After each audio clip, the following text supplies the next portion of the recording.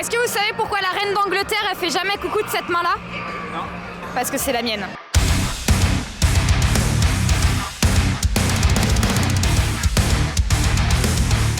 En tant que musicien, oui, après en tant que festivalier, on l'a tous fait. Alors lui, il l'a fait avant que ça s'appelle le Hellfest. Furyfest, toi aussi? Bien vu. Le Mans, c'était sympa. Hein. Conseil donc des gens qui voudraient pour l'année prochaine être bénévoles sur le Hellfest. On fait comment? Ne surtout pas hésiter à taper sur l'épaule d'une personne un peu comme moi, là, avec une veste crew. Généralement, ce sont souvent des chefs d'équipe. Éventuellement, m'envoyer directement un petit mail. Donc à l'adresse qui va bien, c'est bénévole au pluriel, @hellfest.fr. Alors Valolique, on est une société de collecte et valorisation des huiles alimentaires usagées et des graisses de cuisson. Et on est présent au Hellfest parce qu'on accompagne le Hellfest dans la valorisation de leurs déchets et plus spécialement de leurs huiles usagées pour en faire du biodiesel. Ça a toujours été une scène un peu élitiste. Après, on va pas se mentir, la génération d'avant la nôtre là, c'était bien des têtes de pioche. Nous, Ouais. on s'est mangé des tartes, tu vois. Il y avait un peu de straight edge, il y avait un peu des. Les des straight mecs edge en c'était mode- pas les pires, mais ouais, t'avais ce truc un peu de le gatekeeping un peu, tu vois. Moi j'arrivais, t'as un mec de 30 ans qui te met un salto arrière dans la gueule pendant que t'as 15 ans. Puis quand c'est la 10e fois que tu reviens après qu'il t'ait pété la gueule, tu dis ah bah t'es là encore. Bah salut, je m'appelle machin, tu vois.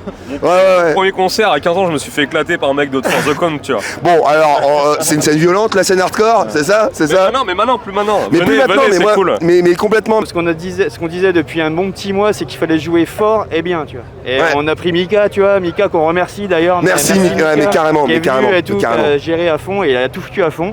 Et du coup, les gens ils sont venus sur ACDC, tu vois, les gens ils ont attendu. Il y avait un gars qui est avec son bandeau ACDC et tout, tu vois.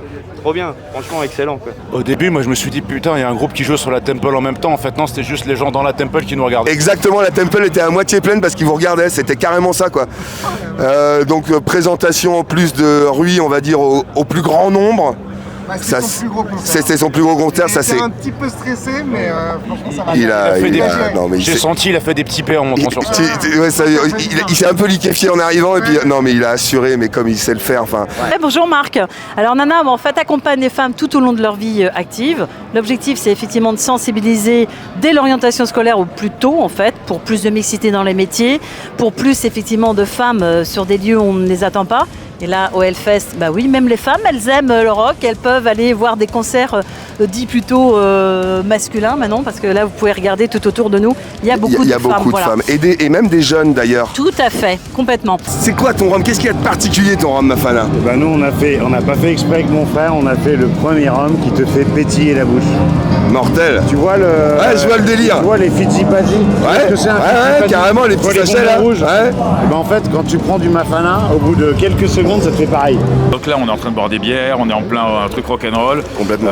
C'est génial, mais si on regarde bien, on a quand même toute une scène leader, on va dire, de l'industrie française finalement, sans exagérer. Puisque bon, je parlais de Loïc Le Pape, donc on est sur quelqu'un qui a fait 500-600 grattes au fur et à mesure de sa carrière. C'est un monstre, enfin c'est un monstre de la lutherie. Et puis voilà, il a fait des grattes pour Johnny Depp, il a fait des grattes pour la plupart des guitares. Oui, il est mondialement connu dans le monde de la lutherie, clairement aujourd'hui c'est une tête de pont de la lutherie française. Exactement. On fait en grosso modo du développement d'artistes, donc ça c'est une partie de l'activité, donc booking, on a les locaux de répétition, studio d'enregistrement, de l'admin, de la promo. Vous êtes basé où? On est basé à Alonne, près du Mans. D'accord. Et à côté de ça, on fait aussi de la prestation technique. Donc on a un parc de matériel, son et lumière pour louer à des festivals, des salles et tout ça. Ok. Ça fait chaud au cœur. C'était hyper bien, que des bons retours de partout, hein, de potes, de gens qui sont, je sais pas, dans le milieu de la musique ou autre, des fans, tout le monde a été unanime sur le fait que Ou même des gens qui sont arrêtés là par hasard. Et moi j'ai une question, est-ce que c'est des fans de vos groupes respectifs ou alors est-ce qu'il y a une nouvelle communauté qui se monte autour de Drop Dead? Ça honnêtement je sais pas encore. Mais je pense qu'il y a quand même des gens qui sont intéressés par le groupe via nos groupes à nous personnels. Mais je pense pas que ce soit la fanbase numéro 1 du groupe pour le moment. Et puis après on a un groupe qui mine de rien débute en tant que Drop Dead Chaos. Du coup il faut qu'on construise tout ça, cette fanbase et avoir des followers avec nous, quoi.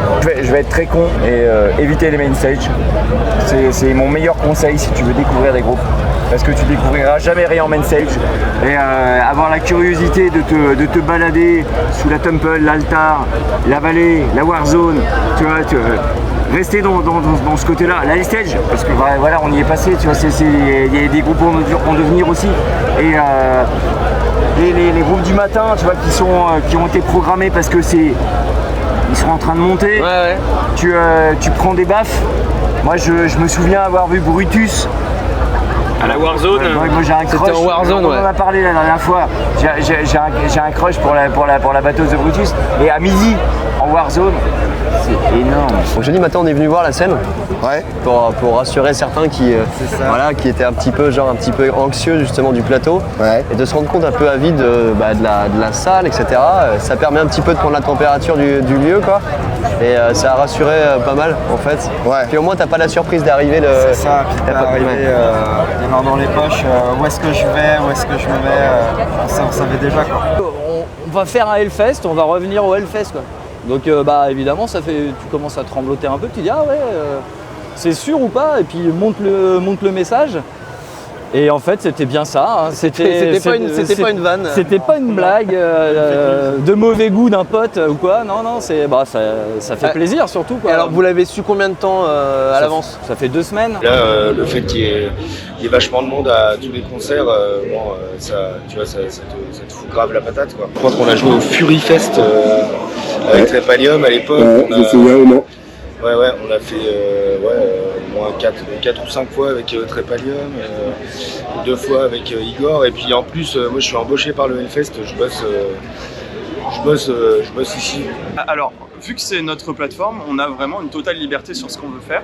Et en gros, pour l'instant, on a effectivement documentaire, live, making of, film. On a aussi des podcasts qui commencent à arriver. Et bon, par contre, la plus grosse partie, ce sera les documentaires et les films, on espère en tout cas. Parce que les films, c'est un peu plus dur à attraper. Mais documentaire, ça c'est sûr. Concert aussi. Et donc, du coup, on commence à avoir des podcasts. On pourra imaginer dans le futur des masterclass. On pourra imaginer, je sais pas moi, des formats originaux, des émissions. Des émissions plateau, des trucs tout Exactement. à fait. Et est-ce que vous savez pourquoi il y a une baignoire au-dessus des ambulances en Belgique? Non, pour mettre la sirène.